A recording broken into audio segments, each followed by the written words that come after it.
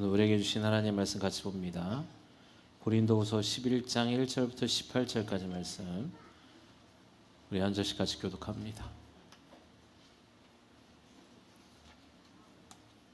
고린도후서 11장 1절에서 18절 제가 먼저 읽습니다. 원하건대 너희는 나의 좀 어리석은 것을 용납하라. 청하건대 나를 용납하라.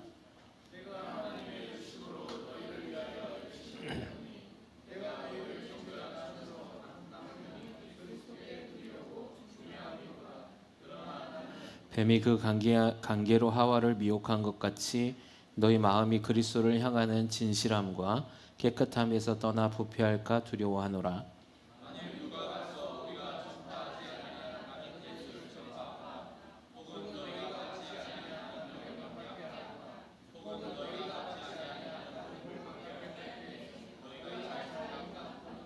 나는 지극히 크다는 사도들보다 부족한 것이 조금도 없는 줄로 생각하노라.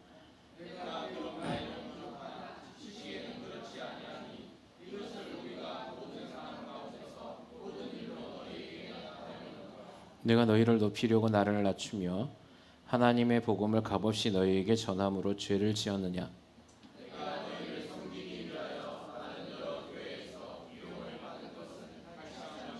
또 내가 너희와 함께 있을 때 비용이 부족하였으되 아무에게도 노를 끼치지 아니하였음은 마게도냐에서 온 형제들이 나의 부족한 것을 보충하였음이라. 내가 모든 일에 너희에게 폐를 끼치지 않기 위하여 스스로 조심하였고 또 조심하리라.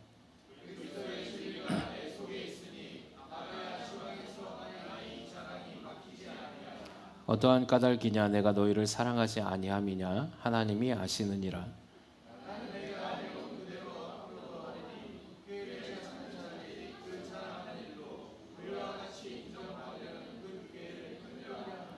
그런 사람들은 거짓 사도요 속이는 일꾼이니 자기를 그리스도의 사도로 가장하는 자들이니라.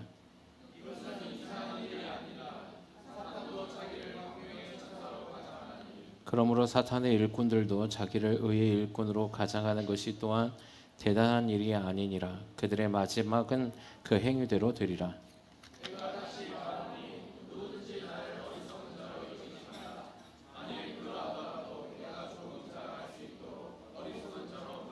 내가 말하는 것은 주를 따라 하는 말이 아니요 오직 어리석은 자와 같이 기탄 없이 자랑하노라. 자랑하니 나도 자랑하겠노라. 아멘. 고린도후서를 통하여서 오늘 이 본문의 말씀을 통하여서 우리 교회를 향한 하나님의 뜻이 발견되고 더 나아가서 우리 안에서 또 그 은혜의 풍성함과 연합의 풍성함이 일어나길 주님의 이름으로 소망합니다. 자, 우리 저번 시간에 고린도후서 10장에 대해서 바울의 애절한 마음들을 우리가 전달받았고요. 특별히 이제 고린도 교회 안에서 있었던 문제들 가운데서 오늘은 고린도후서 11장을 통하여서 바울이 고린도 교인을 대하는 수준이 어떠한지를 좀 나타내 보이고 있습니다. 고린도 교인들이 자칭 자기들은 방언도 받고 은사도 받고 여러 가지 하나님의 은혜도 많이 받았다 하는 것들을 굉장히 자랑을 많이 했거든요.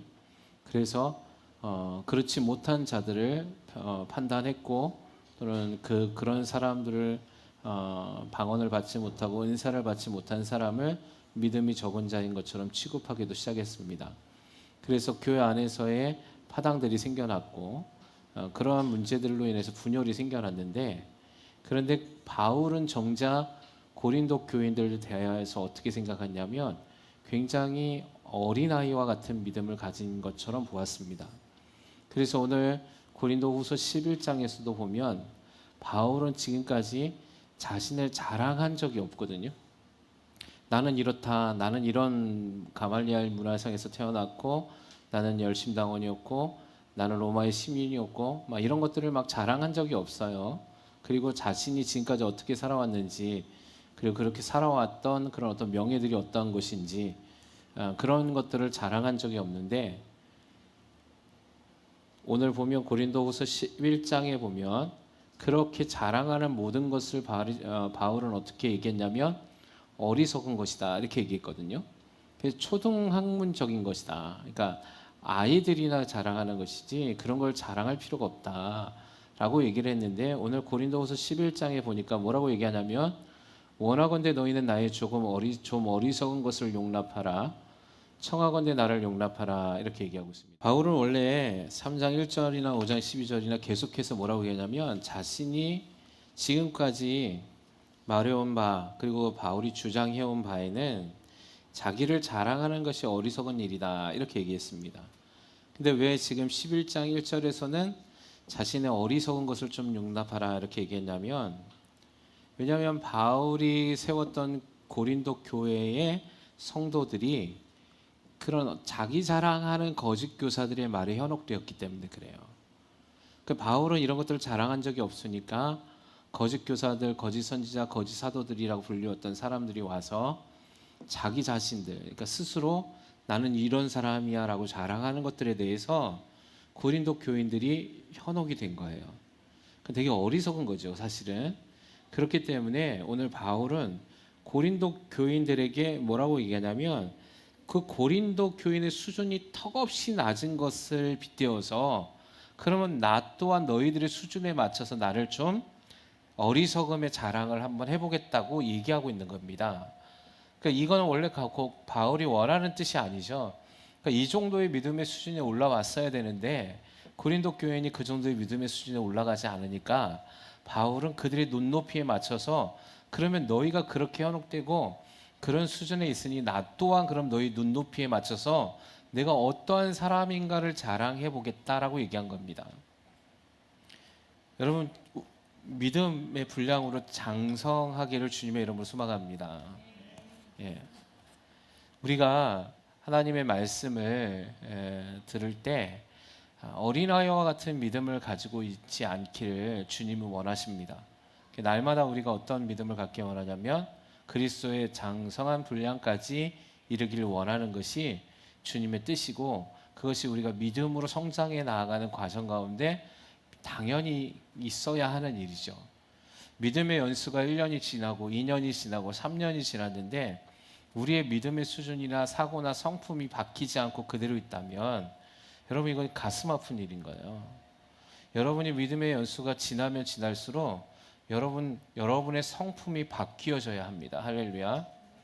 여러분의 그런 고집스러움들이 내려놔줘야 되는 거고 여러분이 그런 아집들이 내려놔줘야 되는 거고 여러분이 갖고 있는 시기와 질투를 내려놔야 하는 것이고 여러분이 갖고 있는 세상의 성공주의에서 하나님의 믿음으로 달려나가기를 갈망하는 믿음이 되셔야 되는 거예요. 그런데 믿음이 지났는데도 불구하고 변함이 없는 거예요. 그것을 어리석은 믿음이라고 얘기하는 거죠. 어린아이와 같은 믿음이라고 얘기하는 겁니다. 왜냐하면 그들의 눈높이에는 어린아이와 같은 어른들이 아이들 보면 때로는 좀 이렇게 지혜롭지 못하죠. 이렇게 봐도 어리석은 행동들을 많이 하죠. 아이들은 자기가 원하는 것에만 초점이 맞춰져 있는 거죠. 그래서 아이들은 사탕을 달라거나 아이스크림을 사달라거나 먹는 것을 사달거나 자기가 원하는 장난감을 사주지 않으면 거기서 땡깡을 부리고 울고 난리가 나는 겁니다. 그런 모습을 지켜보는 어른들은 그 아이의 모습을 어리석은 것으로 보는 거예요. 네. 잘하지 못한 거죠. 자, 그러면 우리의 믿음의 신앙관이 어떻게 돼야 되냐면 어른스럽다는 건 뭐냐면 내가 이것을 행동했을 때 그러니까 어른들, 그러니까 우리가 아이가 점점 성장해 나갔을 때 이 아이가 잘 성장하고 있다라는 것을 깨달을 수 있는 것은 뭐냐면 이 아이가 부모의 마음을 헤아리기 시작할 때 이 아이가 성장하고 있구나라는 걸 알 수 있는 거예요. 믿음도 똑같습니다. 목회자가 이렇게 보고 있으면 아직도 어린아이와 같은 믿음에 있는 사람들이 있어요. 3년이 지나고 5년이 지나고 10년이 지나도 믿음이 성숙되지 못하고 있는 거죠. 성숙되지 못함이라는 건 뭐냐면 자기 자신 안에 갇혀 있는 믿음인 거예요. 그러니까 믿음의 적용의 1순위가 다 어디 있냐면 자기에게 있는 거예요. 내 가족, 나 자신, 내 남편, 내 아내에게 있는 거예요. 이거 어린아이와 같은 거예요. 믿음의 장성한 사람들은 어디에다 맞추냐면 타인에게 맞춥니다. 주님이 이 땅 가운데 오셔서 믿음의 모델을 삼으셨던 것이 뭐냐면 주님은 본인 스스로를 위해서 사신 적이 없어요. 한 번도 그렇게 사신 적이 없거든요. 모든 영혼을 위해서 달려나가는 삶을 사신 거예요. 그래서 그들이 지금도 가슴 아파하고 눈물 흘리고 있는 자들을 친히 찾아가시는 겁니다. 그래서 지금처럼 좋은 이동 수단이 없었어도 주님은 자신의 몸이 피곤한 걸 아셨잖아요. 늘 날마다 얼마나 피곤하셨냐면 그냥 머리만 대면 주무시는 거예요. 그 정도로 피곤하셨는데 그럼에도 불구하고 주님은 자신의 피곤함 때문에 그런 자들을 찾아가는 걸 미루거나 하지 않은 적이 없어요. 나를 희생해서 저 사람을 살리기 위한 희생의 대가를 지불하셨다라는 거죠. 이게 믿음의 장성함이에요. 고린도 교회 안에서 바울이 원한 건 이 믿음을 갖기를 원했던 거예요. 그런데 고린도 교회는 보니까 계속해서 자기들 위주로 살아가는 믿음으로 네가 잘났느냐 내가 잘났느냐 싸우고 있는 거예요. 어린아이와 같은, 그래서 어리석은 믿음이다 이렇게 얘기하네요. 그런 정도의 자기를 자랑하는 고린도 교인에게 그러면 너희가 나 또한 그것을 한번 자랑해 볼 테니까 잠깐이지만 그 어리석음에 대해서 너희가 용납하고 들어보라는 겁니다. 자, 2절에 보니까 내가 하나님의 열심으로 너희를 위하여 열심을 내노니 내가 너희를 정결한 처녀로 한 남편인 그리스도께 드리려고 중매함이로다. 그러나 나는 뱀이 간계로 하와를 미혹한 것 같이 너희 마음이 그리스도를 향하는 진실함과 깨끗함에서 떠나 부패할까 두려워하노라 라고 기록하고 있습니다. 바울은 자기가 어떻게 살아왔느냐 정말 열심 있게 살아왔다고 얘기하고 있습니다. 근데 그 열심이 누구를 위한 열심이냐면 너희를 위한 열심이었다라고 얘기하는 겁니다. 여러분, 바울도 성숙한 믿음의 분량 안에 있죠. 그러니까 그가 지금까지 열심히 살아온 주된 대상은 자신이 아니었어요. 누구였냐면 고린도 교인들이었다는 겁니다. 여러분, 이게 성숙한 신앙이에요. 아멘이십니까? 여러분이 열심히 사는 목적이 무엇입니까? 우리 교회가 열심히 믿음 생활하고 열심히 살아야 하는 목적이 있어요. 그게 어디 있냐면 나 자신을 위해서, 내 자녀를 위해서, 내 가족을 위해서 사는 게 아니라는 거예요. 여러분 최선을 다해서 사십시오. 할렐루야. 정말 열심을 다해서 사십시오. 누구를 위해서? 한 영혼을 위해서 사는 거예요. 한 영혼을. 여러분 이미 여러분의 영혼은 구원받았잖아요. 아멘이십니까? 여러분의 가족은 구원받았잖아요. 아멘이세요?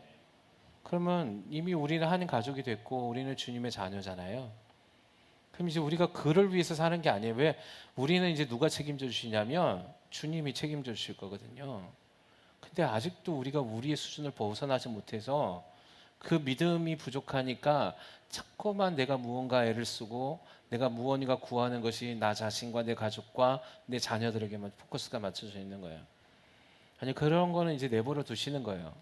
그래서 지금도 우리가 달려나가는 건 누구에게 달려나가야 되냐면 연약한 믿음의 사람들에게 달려가는 거예요.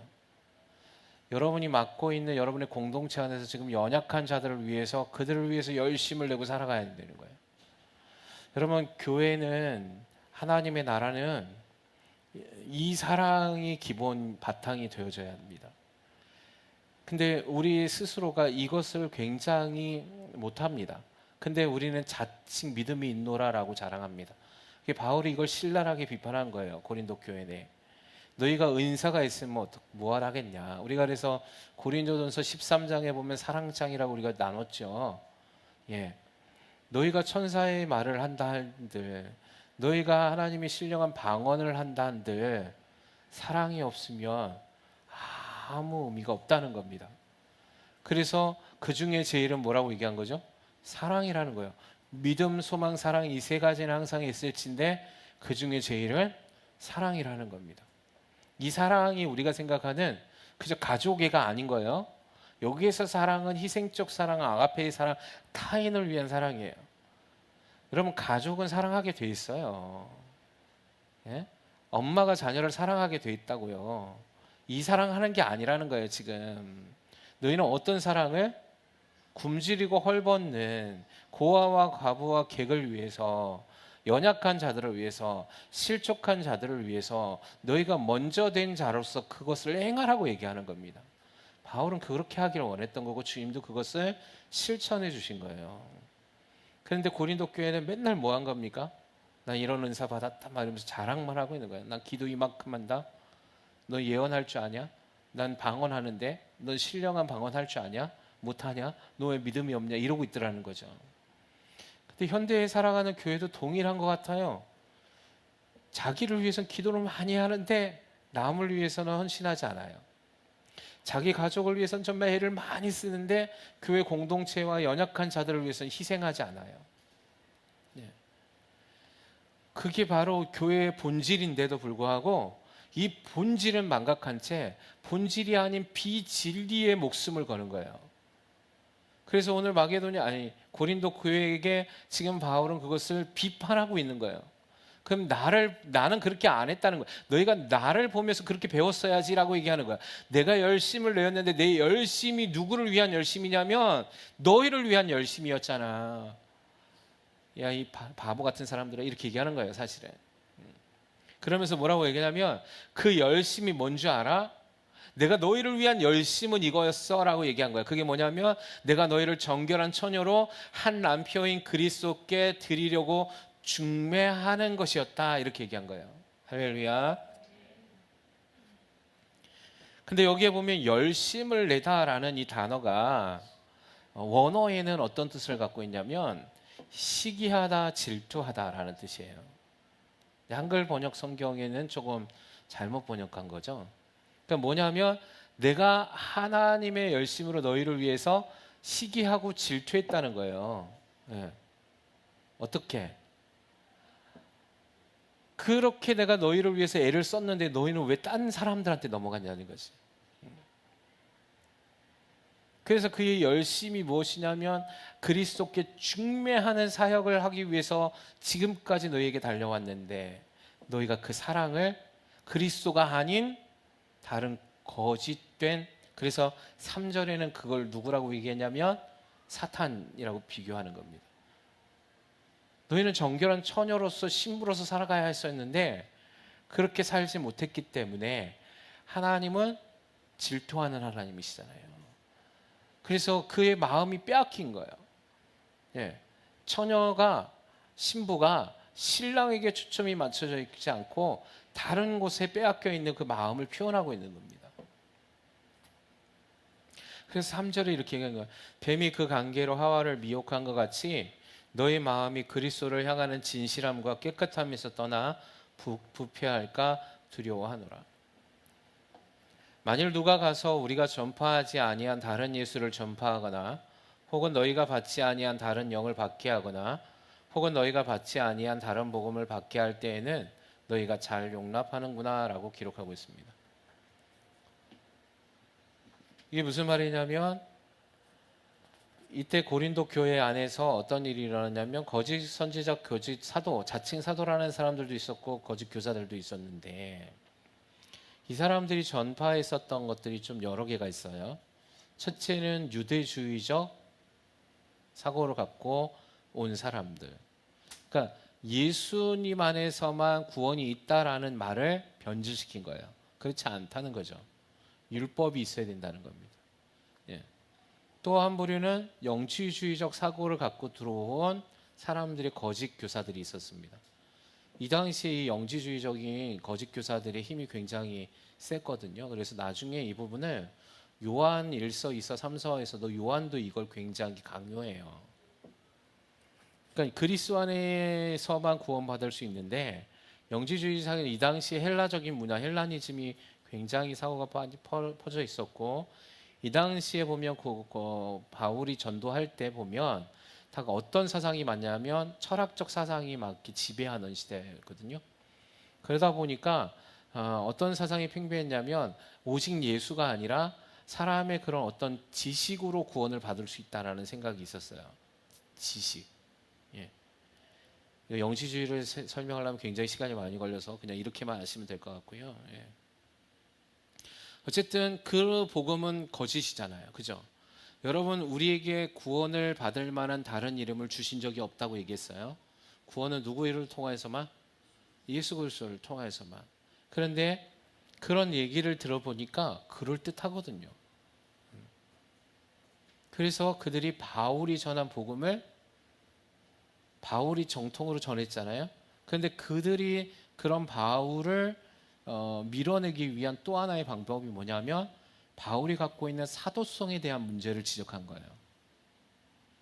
근데 그럴듯해 보였어요. 왜냐하면 이 당시의 사도들은 다 어떻게 했냐면 교회로부터 그가 살아가야 할 필요한 재정들을 공급받았거든요. 근데 바울도 이 부분을 인정했습니다. 그래서 하나님으로 부름받은 사도들이나 이런 일들을 하는 목회자들은 교회가 그들을 살 수 있도록 책임져 주는 것이 마땅하다 이렇게 얘기했어요. 그런데 바울은 그렇게 살았습니까? 안 살았습니까? 재정 지원을 안 받았죠. 예. 볼륨을 다 줄여버리면 어떡하노?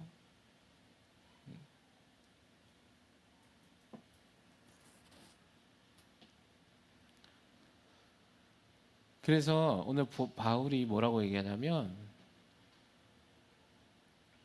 그래서 오늘 본문에 보면 8절에도 보면 내가 너희를 섬기기 위하여 다른 여러 교회에서 비용을 받은 것은 탈취한 것이다 막 이러면서, 또 내가 너희와 함께 있을 때 비용이 부족하였으되 아무에게도 누를 끼치지 아니하였으면 마게도냐에서 온 형제들이 나의 부족한 것을 보충했다.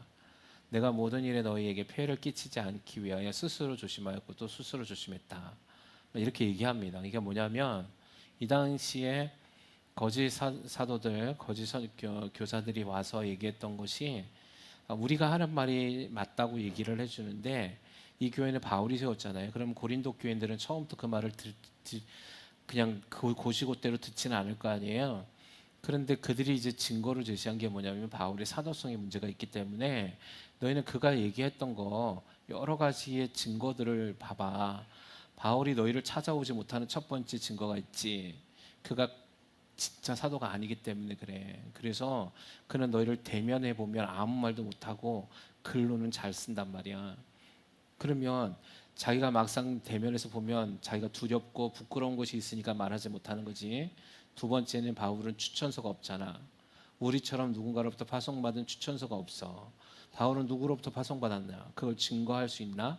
자, 그리고 바울은 사도가 아니야. 예수님 당시에 부름받은 사도가 아니잖아. 라는 것들을 증명하고 있네. 또 하나, 그다음 사도가 아니기 때문에 예수님의 다른 사도들처럼 교회에서의 재정 지원을 받지 못하고 있는 거야 라고 얘기한 겁니다. 자, 이런 얘기를 계속 들으면 어떨까요? 맞는 것 같은 거예요. 그러니까 고린도 교회가 바울이 그렇게 진리를 선포했음에도 불구하고 어떤 걸 믿는 거예요? 유대주의적인 복음 그 거짓 교사들이 와서 율법에 대한 것들을 낭독해 줄 때 율법 또한 하나님이 지킨 거고 이스라엘은 철저히 율법주의로 살았기 때문에 그게 맞아 보이는 거예요. 예수도 알고 예수도 믿지만 그것만으로는 부족하다라는 생각을 갖게 한 겁니다. 헬라에서 그 당시에 헬라니즘 영지주의가 굉장히 파닥이 퍼져 있기 때문에 거짓 교사들에게 진리를 물어볼 때 그것만으로는 부족한 거야. 예수는 신성을 갖고 왔지만 인성을 갖고 온 사람은 아니다. 그러니까 육체로 인간으로 오신 것이 아니야라고 얘기하기 시작했어요. 이 영지주의자들이. 예. 그렇기 때문에 예수는 신이지만 이 땅에 온 건 진짜가 아니야라는 얘기를 했단 말이에요. 예. 그러니까 이거 좀 가짜인가라는 생각을 갖게 되는 겁니다.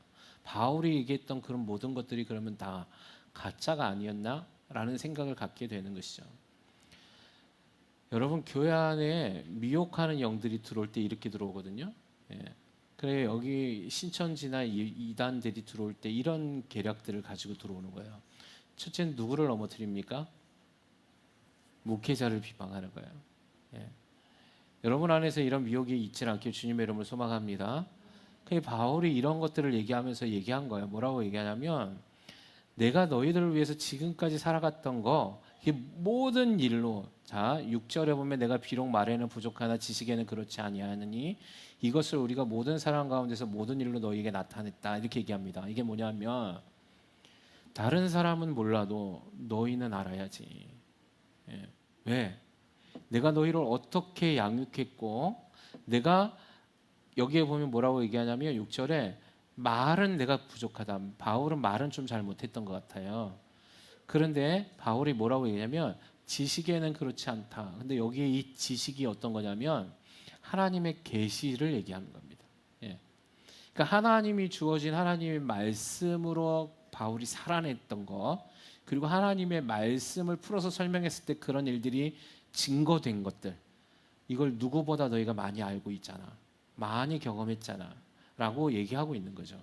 근데 너희가 어찌하여서 그것들을 진짜 진리는 내던져버리고 거짓된 말들에 현혹되었느냐라고 얘기하고 있는 겁니다. 남들은 다 모를지언정 너희들은 그걸 알지 않아 라고 얘기하고 있는 거죠. 그리고 바울이 얼마나 수고하고 애를 썼는지 그것 또한 알고 있었거든요. 바울에게서의 이 사도성이 증명되는 건 하나님으로부터 증명됐다는 사실을 고린도 교인이 누구보다 잘 알았을 겁니다. 그리고 이렇게 얘기합니다. 내가 너희를 높이려고 나를 낮추어 하나님의 복음을 값없이 너희에게 전함으로 내가 그럼 죄를 지었느냐라고 얘기합니다. 아니잖아. 그럼 내가 지금까지 너희를 위해서 살았을 때, 내가 너희를 위해서 내가 낮아진 것을 누구보다 너희가 잘 알고 있잖아. 그래, 여러분, 겸손은 누구로부터 나온 겁니까? 예수 그리스도부터 나온 거죠. 예. 왜냐하면 예수님의 말씀이 너희를 낮추는 자, 겸손한 자가 되라라고 얘기했고, 그걸 실천적으로 삶에서 증거해낸 게 바울이었기 때문에 그 바울의 삶을 누구보다 잘 알고 있던 것이 고린도 교인들이었어요. 그래서 나를 낮추어 하나님의 복음을 값없이 너희에게 전해준 것밖에 없는데 너희가 나에 대해서 내가 죄인인 것처럼 치부하느냐라고 얘기하는 거죠. 이제 이미 이때는 모든 것이 다 정리돼 가고 있는 시점이었거든요. 근데 이제 바울이 이렇게 얘기하는 이유는 그런 고린도 교인들의 어리석음을 얘기하고 있는 겁니다. 그래서 자기를 좀 자랑하는데 이런 자랑이 어리석은 거야라고 먼저 전제 조건을 단 거죠.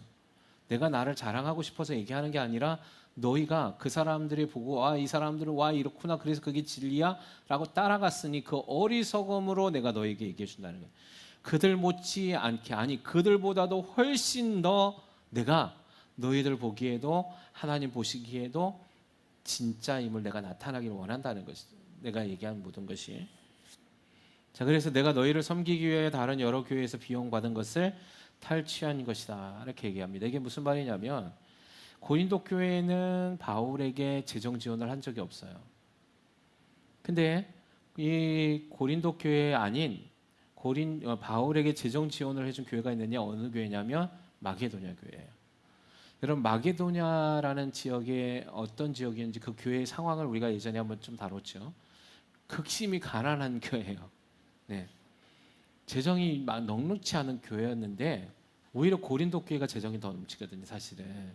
그런데 고린도 교회는 안 지원했고 마게도냐 교회가 바울에 대해서 재정을, 그러니까 계속적으로 지원한 건 아니고 일시적인 지원들을 해준 거예요. 그래서 그 비용을 가지고 어떻게 했냐면 그걸 받은 걸 갖고 바울이 고린도 교인들을 향해서 썼어요. 그러니까 바울은 이걸 뭐라고 얘기하냐면 여러 교회에서 비용을 받았는데 그것을 너희에게 썼잖아. 근데 꼭 보니까 그 비용을 내가 그들에게 없는 가운데서 탈취한 것처럼 보였다는 겁니다. 그러니까 그만큼 너희들이 너희를 위한 다른 교회뿐만 아니라 내 마음이, 너희를 향한 마음이 얼마나 컸는가를 얘기하고 싶은 거예요, 바울이. 그리고 내가 너희와 함께 했을 때 비용이 부족했다는 거예요. 바울은 넉넉치 않았습니다. 우리가 잘 알듯이 바울은 스스로 일하면서 돈을 벌었고 그걸 가지고 사역했거든요. 근데 넉넉치 않죠, 그죠? 왜냐하면 사역하는 일이 너무 많았기 때문에 늘 항상 비용이 부족했습니다. 그럼에도 불구하고 그 부족하였어도 아무에게도 누를 끼치지 않게 하기 위해서 마게도냐에서 온 형제들이 나의 부족한 것을 보충하였고 내가 모든 일에 너희에게 폐를 끼치지 않기 위해서 스스로 조심했고 또 조심했다는 거예요. 너희들 이런 문제가 나올까 봐 늘 내가 조심했다는 거죠. 재정적인 부분에 있어서. 그리고 너희에게 해를 끼치지 않게 하기 위해서 오히려 내가 다른 교회의 비용을 너희에게 사용했다라는 것이에요. 근데 너희가 어찌하여서 그런 것들을 제대로 보지 못하느냐 이렇게 얘기하는 거죠. 자, 10절에 그리스도의 진리가 내 속에 있으니 아가야 지방에서 나의 이 자랑이 막히지 아니하리라. 어떠한 까닭이냐 내가 너희를 사랑하지 아니함이냐 하나님이 아시느니라. 나는 내가 해온 그대로 앞으로도 하리니 기회를 찾는 자들이 그 자랑하는 일로 우리와 같이 인정받으려는 그 기회를 끊으려 함이라. 그런 사람들은 거짓 사도요 속이는 일꾼이니 자기를 그리스도의 사도로 가장하는 자들이니라. 자, 보십시오. 이 11장에서 지금 바울이 주되게 얘기하고 있는 게 뭐냐면 사랑이에요. 그러니까 진짜 우리가 그리스도인이라면 뭘 해야 되냐면 고린도 교인을 향한 바울의 사랑, 낮아짐, 겸손. 왜? 그게 예수 그리스도를 나타내는 가장 큰 상징적 의미이기 때문에 그렇습니다. 근데 거짓 교사들은 그렇지 않았거든요. 거짓 교사들은 겸손하지 않았습니다. 낮은 자리에 있지 않았습니다. 그리고 고린도 교인들에게 자신의 헌신하거나 자신들이 정말 열심으로 그들을 양육하지 않았습니다. 여러분, 진리는 예수 안에서의 행실에서 나타나는 겁니다. 할렐루야. 우리가 말로만 떠드는 게 아니에요. 목사건 전도사건 리더건 브리더건 모든 사람들이 집사건 장로건 권사건 상관없습니다. 여러분이 진정한 그리스도인이라면 그리스도의 사랑을 실천해야 합니다. 그 그리스도의 사랑을 실천하는 건 나나 내 가족이 아니에요. 지금도 힘들어하는 누군가에게, 지금도 어려워하는 그 누군가에게 그 사랑을 전달해 주는 겁니다. 그걸 하나님이 보시기를 원하시는 거예요. 할렐루야. 그게 교회의 연합을 만들어갑니다. 바울은 이 일을 위해서 자기 자신을 지금 자랑하고 있는 거예요. 그래서 이 모든 일이 다 너희를 위한 나의 열심이었다라고 얘기하고 있는 겁니다.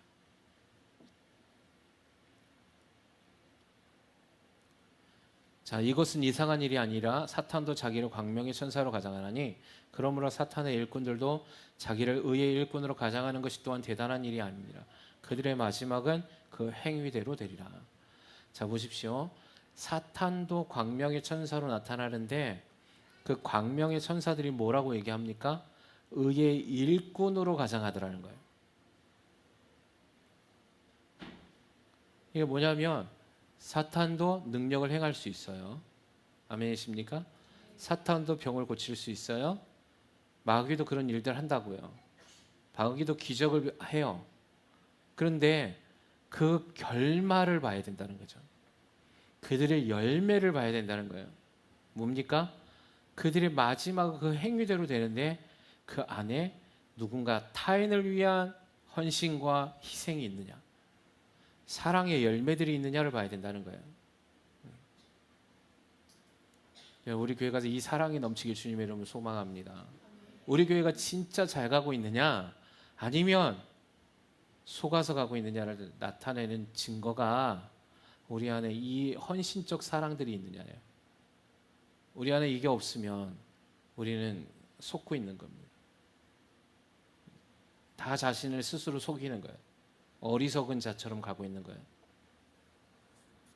나 자신을 위해서 희생하는 거, 내 가족을 위해서 희생하는 거, 여러분 이거는 안 해도 돼요, 사실은. 예. 왜냐하면 우리의 희생은 우리 자신을 위해서 희생하라고 얘기하지 않았거든요.